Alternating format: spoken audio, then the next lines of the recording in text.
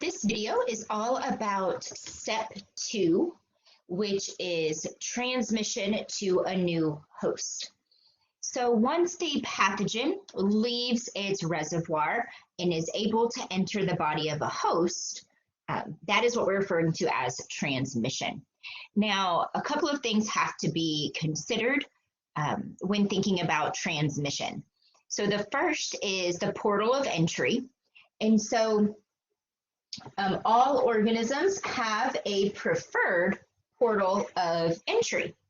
And so what that means, excuse me, is that organisms need to get in either via,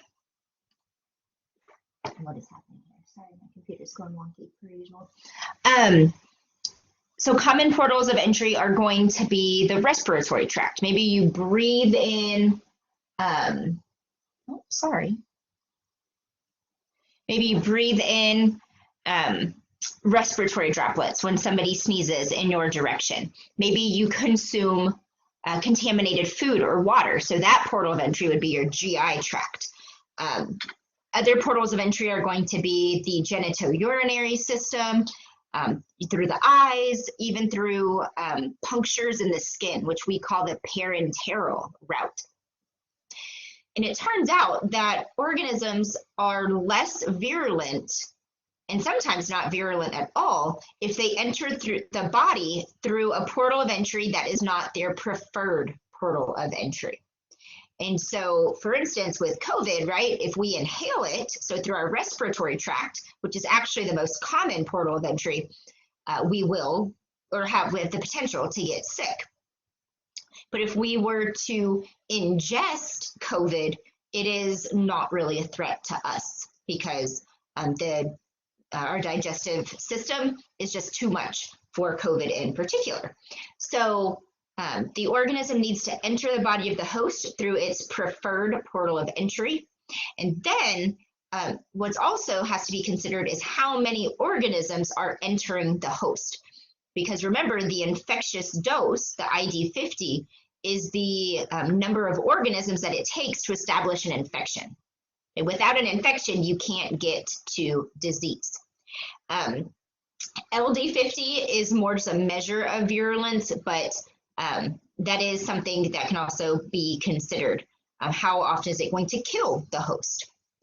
So when we are thinking of transmission, there are a few different types of transmission. The first type of transmission is direct transmission. So in this case, it's going to be like human to human, for instance. And so one type of direct transmission is through the inhalation of respiratory droplets. So whether somebody has coughed or sneezed or is even talking or yelling at you too closely, it's possible for you to inhale those respiratory droplets. Another type of direct transmission is going to be horizontal transmission, which is direct body contact. So shaking hands, kissing, sexual intercourse, all of those are examples of horizontal transmission. So again, direct body contact. With vertical transmission, that is going to be from mother to infant, and that can either be prenatal, where the organism is able to actually cross the placenta and infect the fetus, or perinatal, which is if the baby is delivered via the birth canal, it is coming into contact with any organism that might already be in the birth canal. And so that's why they often have to check mothers before delivery, and way prior normally to delivery, for any STIs, because those could then be transferred to the baby. And another final type of direct transmission is going to be the fecal oral route. So if somebody goes to the restroom and defecates and then wipes and doesn't wash their hands, but they come out and, you know, they touch your food or they, you know, shake your hand, right? They are, anything that was in those feces is now on you. Okay, so that would be they'd have to directly contact you. So that would be more of the shake hand example. Is probably the most feasible when it comes to direct contact. All right, another mode of transmission is going to be indirect transmission. So that means there's kind of like a middleman involved, not always a person, but a middle object involved. And so we have two big types of indirect transmission. So transmission via fomite, which is going to be an inanimate object. So maybe, you know, a student is really sick and they blew their nose in a Kleenex and they just left class without picking it up.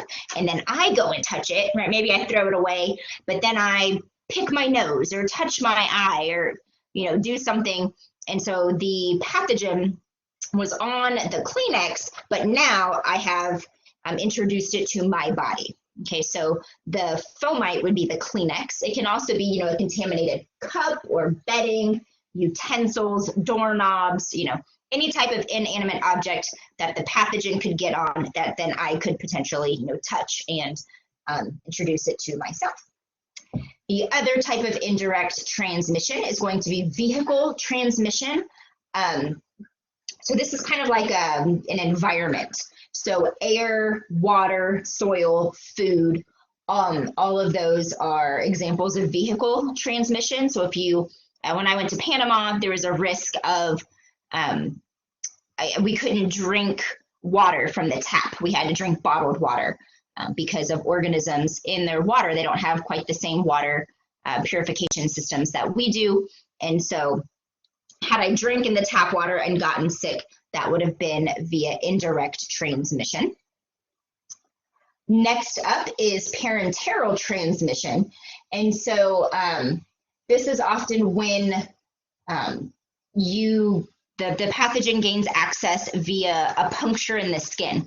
So this can include like a vector, which is like an arthropod, an insect or something that we're going to talk about here momentarily. When it bites you, that is an example of parenteral. It can also happen from like if you inject yourself with a needle, or perhaps you step on a rusty nail. So it's where something's kind of forcibly puncturing your skin. That's parenteral transmission. And when a vector is involved, we tend to give that its own title as vector transmission. And so there are two different types of vectors. There's a biological vector, which is where the pathogen actually completes part of its life cycle in that vector. So that's what the biological means. Part of the life cycle of the pathogen occurs in the vector. So a good example is the mosquito. So malaria is caused by a protozoan pathogen called Plasmodium.